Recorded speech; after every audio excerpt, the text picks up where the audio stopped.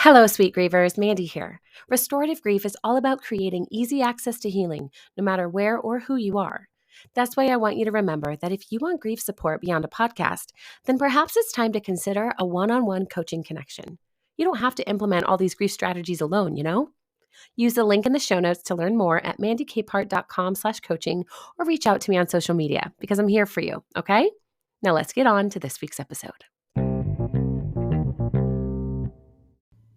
Welcome back to Restorative Grief with Mandy Capehart. You are listening to episode 126, titled, What Can Integration Mean for Me?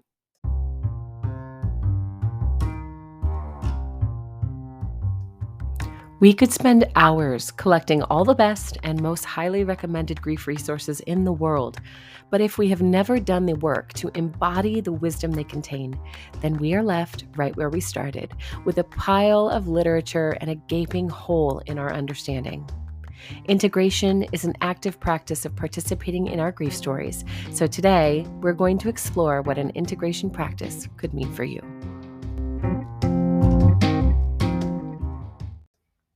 Integration is a big old word that just means to fold one or more things into one another in a meaningful, purposeful, and effective way.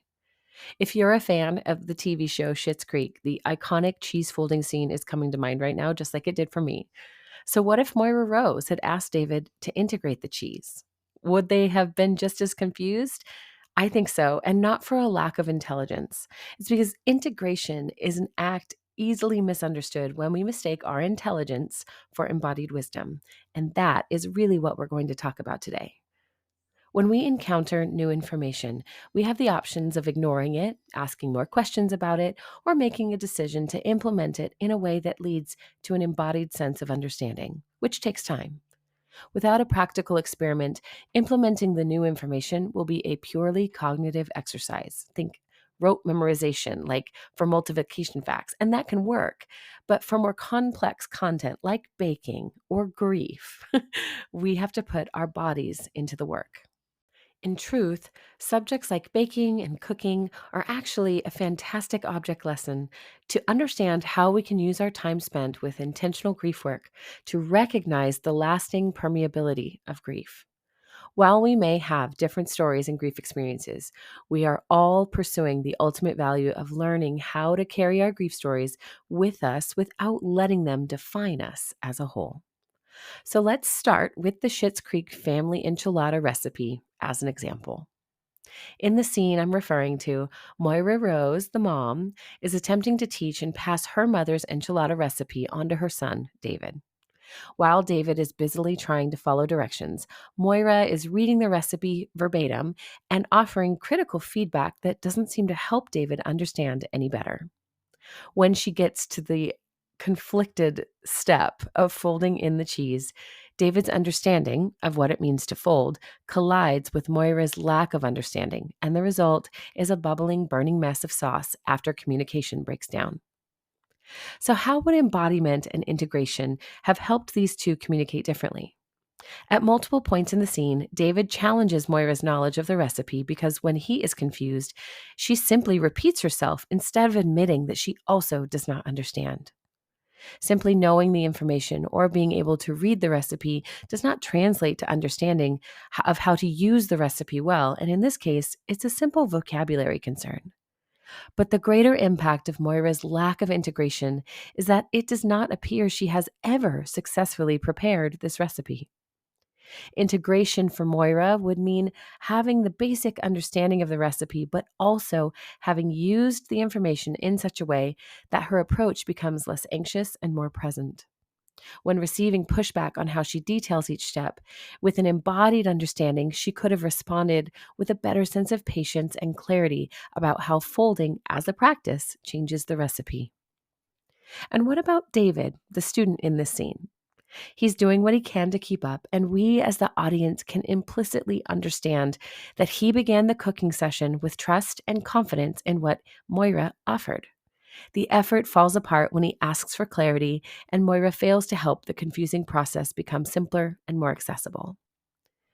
Now, we could continue harping on the mistakes Moira made in the scene, but David is just as responsible for his own part, including the way he abandons her and leaves midway through the work. When we are intentionally approaching something new, it is our responsibility to become and remain open, curious, and teachable. As with grief work, attempting a new recipe, even when we trust a teacher to guide us, means we are taking ownership over the outcome. Now, I run a lot of my own business over the internet, so I often see social media comments about how certain coaches or strategies are useless, ineffective, or difficult to work with. And while that may be entirely true, I've said it myself. I know I'm not the coach for everyone, nor would I like to be.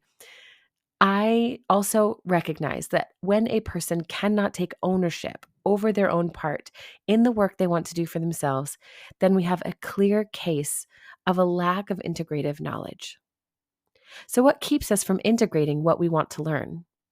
It can be an intimidating process, especially if the teacher or coach you're working with demonstrates a lack of their own embodiment. Going back to the enchilada scene, if Moira instructed David with an embodied sense of what they were doing, his response might have been a little softer and resulted in a happier outcome instead of a burnt, almost cheese sauce. So David leaving the scene makes sense. He was frustrated, but he also knew his own limitations in finishing the work without a stronger guide to support him. But the primary way we prevent ourselves from integration is personal. We can only lay blame on an external source for so long. Integration in grief work is a steady process of identifying what new piece of information we want to learn, but also to demonstrate with ease. This means finding meaningful strategies that allow us to gently remove the castle walls of self protection that we've built one brick at a time. Ultimately, this is only our choice if this happens or not. When we are grieving, we tend to hold the both and of grief really lightly. And I want to invite us to consider making that both and our new bestie instead. In the back of our minds, we may understand that plenty of humans throughout history have carried grief and lived a full, happy life right alongside their losses. And that's great for them.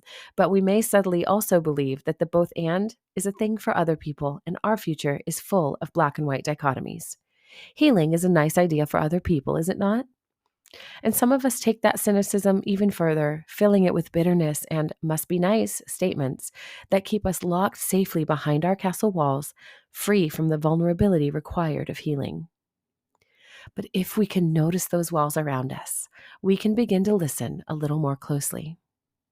Think back to a time when you practiced the black and white bitterness of the must be nice variety. How did that younger you feel around others? How did that younger you feel when it was just you in the room? What do you notice happening in your emotions, your thoughts, or even your body right now as you think about that younger you and the bitterness they lived with? See, that way of existing served you really well for a season. It was deeply personal, maybe isolating, but it also kept you guarded against unwelcome questions or grief supporters who did not demonstrate that they could understand where you were at the time. But for today, let's offer the both and perspective to that younger you as well. The younger you deserves to experience what both and can hold. Is healing possible for the younger you who carries bitterness? Yeah, it is, even today. That means it's also possible for you. But where do we start? The first step toward integrating a belief system of both and in your conscious approach to grief work is inviting yourself to notice what happens in your whole self, heart, mind, body, and spirit, when you practice believing that both and could be true. You can stay with your younger self, or you can bring your thoughts into the present moment for this exercise. What do you sense happening within you when you hear and think the phrase, I believe in a both and reality of life and grief? It is possible to heal and carry my grief without minimizing my experiences. Take a moment and say your own version of that to yourself. Sometimes we think integration actually requires minimizing, that if our grief becomes small enough or we set it aside for long enough, we'll naturally sustain that feeling better myth we expect to uncover. This is bypassing, and sometimes we do it actively with spiritual practices, social engagements, and more. Sometimes we do it intellectually, just learning about grief but never practicing grief for ourselves.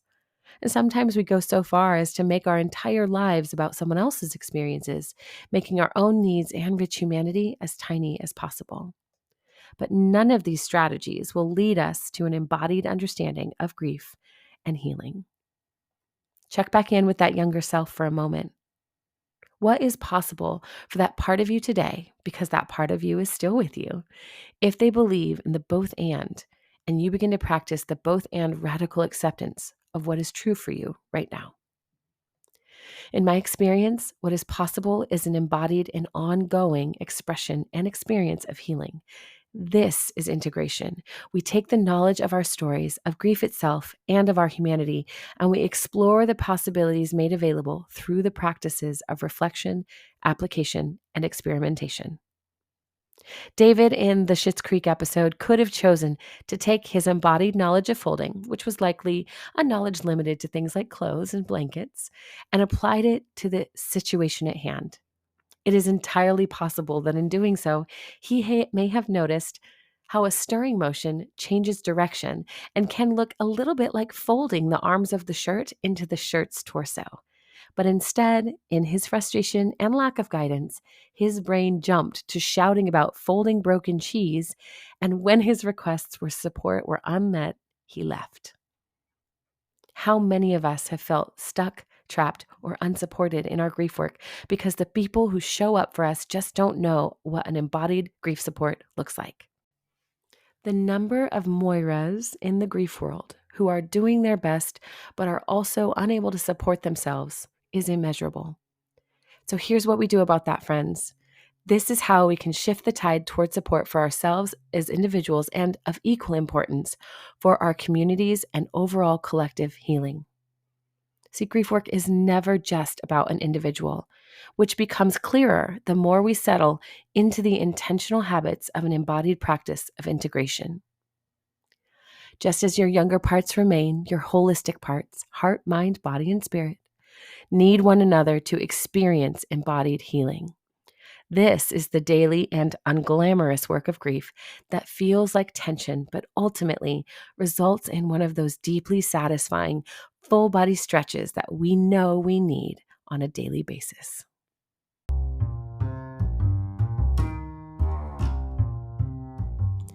Thank you for listening to episode 126 of Restorative Grief. If you're not a fan of the show I referenced, I've included a link to the scene in the show notes, because out of context, you likely won't find the scene as hysterical as I do, and you may have been lost a little bit, but hopefully you'll find the grief allegory within it. Practicing this work can be an independent study project, but as you know, I'm a much bigger fan of grievers placing their trust in more than just themselves. It's like reading the words that you've got on the back of your own sweatshirt. You can have a memory of what it says, but when they're spoken aloud by someone else, we're reminded that we are in the present moment, what we carry, and why it matters. Having a partner or a guide in the work means you no longer rely only on yourself. If this is the first time you've listened to Restorative Grief, welcome. It's such a gift to know that you're here and hopefully finding value in the interviews and essays shared. For more information about one-to-one coaching or my free online coaching group, please visit the show notes or go to mandykpart.com/coaching and see what part of the Restorative Grief offerings might be a comfort for you as you heal. Please be sure to subscribe to the show so you'll never miss an episode. And if you like what you heard, be sure to leave a review as well so other grievers can find us too. And as always, before we go, one last thing. Please remember, the only solution for grief is to do the work of grieving. Thank you for listening. I'll see you next week.